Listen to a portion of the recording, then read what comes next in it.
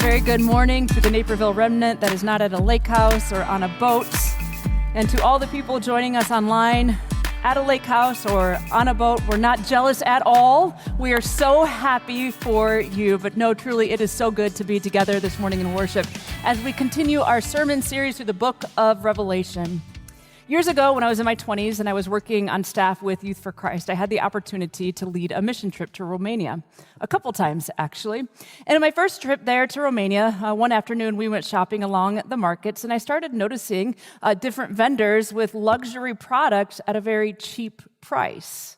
And one particular thing I remember looking at was Prada purses and Gucci purses and Hermes bags, and I'm wondering, how is this only the equivalent to $20? Of course, we all know that these were counterfeit versions of the real thing. But for me, with an untrained eye, never having owned a luxury bag, to me it looked good enough. It looked like the real thing. But to someone who would have a trained eye would be able to tell, oh, the stitching isn't quite the same, or the logo is slightly off, or you can tell that the quality of the letter is not quite the same. Would we know if we see something that is counterfeit?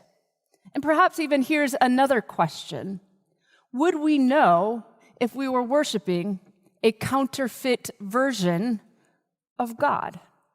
See, just a few moments ago, Linda Elaine read to us Revelation chapter 13, and many of you might be sitting here rather flummoxed, wondering, what in the world did that mean? There was a dragon that gave power to a beast, and that beast came up, and it had horns, and it was like a leopard, but yet a bear, and then people were worshiping it, and then there was another beast, and people were in awe of it because it looked as though it had been slain, but it was still alive, and people worshiped it. I think a lot of us would say, those people, I can't believe they were worshiping that beast. They're crazy. I would never do that. I would never worship the beast of Revelation. Not me. That's only those weirdos who were fooled. I would never be fooled. But I contend that we are all prone and tempted to worship the beast in more ways than we realize. Because the beasts that are alive and working and well in this world today that we live in, yes, they are out there. They look a lot like God. They promise a lot of really good things. And from the outside, looking at them, they look good. At times, even holy. So the question I want to invite us to reflect on as we kind of dig through this and unpack this very complex passage of Scripture is this. Would we know if we were worshiping the beast? Would we know if we were worshiping the beast? See, where we left off last week is in Revelation chapter 12, we looked at the dragon that was slain, and the lamb was the one that was victorious. And the dragon represents evil and darkness in this world. It represents the satanic powers of this world. And now, as we go into chapter 13, John is standing there on the shore, and he sees a beast come up out of the water. Now, in ancient Near Eastern culture, water represented chaos. It represented the unknown. It represented evil and darkness and death. And so this beast comes up out of the water, out of chaos, out of death, and out of darkness. And it tells us, it gives us these image that it looked somewhat like a leopard. It says it looked like a leopard. It had 10 horns, 7 heads, the body of a leopard, but yet it also had the feet of a bear, and then it had the mouth of a lion. Now, we've talked about this before, but whenever we're reading apocalyptic literature, we have to understand that whenever there are images in pictures, it's never a literal picture. It's never a literal leopard that had feet like a lion and had horns, but instead, every single image means something and gives us a picture of reality in this world. We also see in another apocalyptic book, the book of Daniel in the Old Testament, Daniel has this vision of 4 beasts. One beast has many horns, one beast is a leopard, one beast is a bear, and one beast is a mouth of a lion. Now here, those 4 images are collapsed into one. And in Daniel chapter 7, when we see this, what that meant for Daniel, it was the evil empires of the world. Each beast represented an evil empire of the world that brought about chaos and division and war and death. Now it's all collapsed into one here. And so this is every empire that brought about destruction or division or pain or death. Every empire down throughout history. These weren't just empires of the past.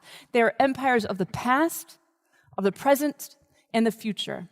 Any worldly, and by empire, we mean any worldly power, right? It's not necessarily institutionalized, but anything in this world that has power, that uses its power to cause destruction, that uses its power to create anger, that uses its power to create enemies, that uses its power to squash the vulnerable, and on, and we could go down throughout this list. And in verse 2, it tells us that the dragon gave the beast his power and his throne and great authority, meaning the evil Satan gave this beast the power to have access in this world and to have authority and power in this world. Now we know, and the Apostle Paul tells us in Ephesians chapter 6, he talks about spiritual warfare. And when he talks about spiritual warfare, he says that this battle is not of flesh and blood, but it's of the rulers and the powers and the principalities of this world. There is a world that is at war of evil and good. All that is good we know is God. And we still have the problem of evil in this world. We still have the problem of death and destruction. Therefore, the Satan then has given this beast power in real time in this world to cause destruction. But then in verse 3, it gets a little strange because it says it looks like it had a wound that should have killed it, but yet somehow the wound is healed. And he's standing there, and he's alive.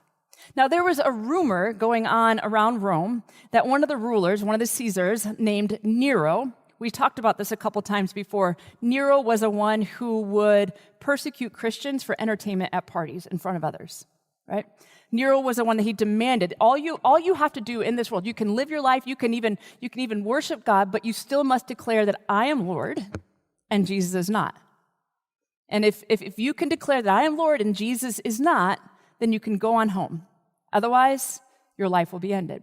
Now, there was a rumor going on about him that he had died and that he was risen to new life, that he had died and he was risen to new life. And here we have this picture of this beast who looked as though it was slain and yet it was healed. It is presenting itself as a counterfeit version of the slain lamb. And so because of this, they began to worship him. They say, who is like the beast? Who can fight against it? Now, this is an echo even to the worship of Israel. After God parted the Red Sea and the Israelites went through it, Moses and Miriam and the Israelites begin to erupt in song, who is like our God? These are words of worship. And others come around this beast who looked as though it had been slain but is in fact alive, and they begin to worship, who is like the beast? And then in verses 5 and 6, we begin to see the true colors of this beast as he begins to speak arrogant words and blasphemies. And he begins to speak terrible and ill things about the Lord. And then in verse 7, we get a little uncomfortable. Because verse 7 says that this beast then begins to cause destruction and harm and wage war against Christians and the people of God. Again, this is the reality of a very real spiritual warfare kind of world that we live in presently today. There is a war, there is a cosmic battle all around us of good and of evil. And then in verse 11, we're introduced to a second beast. Now, this beast doesn't come up from the chaos, but it comes up from the world, the dirt, the earth, which means this beast represents humans, actual humans, who worship the dragon and who worship the beast and cause harm and pain and destruction in this world. But even this beast seems special.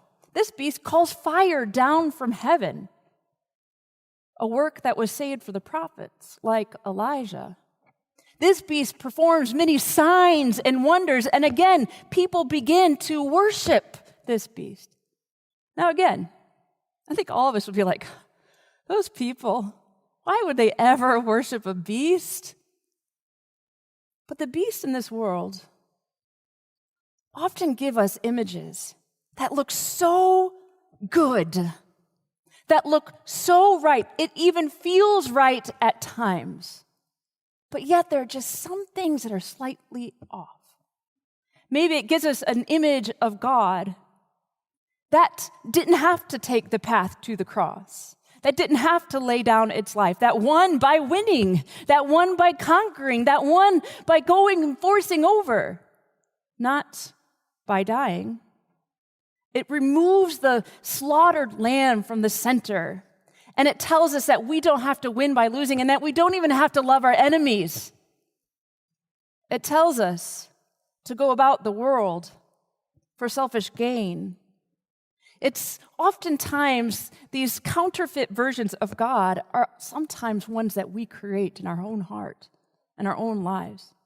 We fashion this image of God that lines up with our comfortable American ideological way of living, just so long as we live as well-adjusted people in the western suburbs of Chicago. Just as long this God keeps us comfortable, just as long this God votes like me, just as long as this God has the same picture of morality as I have, just as long this God lines up with all of my values. Counterfeit versions of God.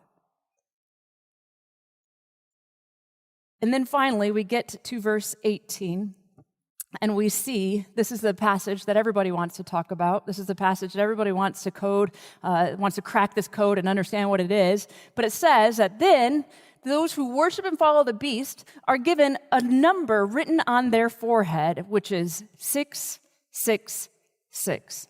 Now, how many times growing up have you heard that, this equals 666, which means that this is evil? I think Dr. Scott McKnight, when he was here on the first Sunday, he brought up some sort of thing that was going around online where an address led back to Trump, then it was 666, which means he's surely the Antichrist. We've done so many different things to try to crack and understand this. But really, again, it's a number that is communicating something to us rather than a code to be cracked. We've mentioned before that the number 7 is a perfect number, right? 7 in the book of Revelation means perfection. It means wholeness. It means completeness. And now here 3 times we see that it's almost to the number 7, but not quite. It is so close to the number 7. 3 different times it just barely misses the mark. Not only that, but we could spend some real time nerding out in Scripture here, and I could bring you back to some of the Greek language and show you how that this could also point to the name Nero and also point to the name Domitian. In other words, it represents anyone in this world who uses their power to bring about harm and pain by way of destruction and death. And anyone who has that sign on their forehead means that they follow the way of the beast. They follow the way of the dragon. Now, I brought up at the start of this service, if we were worshiping a counterfeit version, would we even know? Would it be obvious? Now, one of the things that John does in seeing this vision is he tells us how to discern it. He says, here's how you're going to know. I need you to use wisdom. Use wisdom to discern who or what or where the beast is.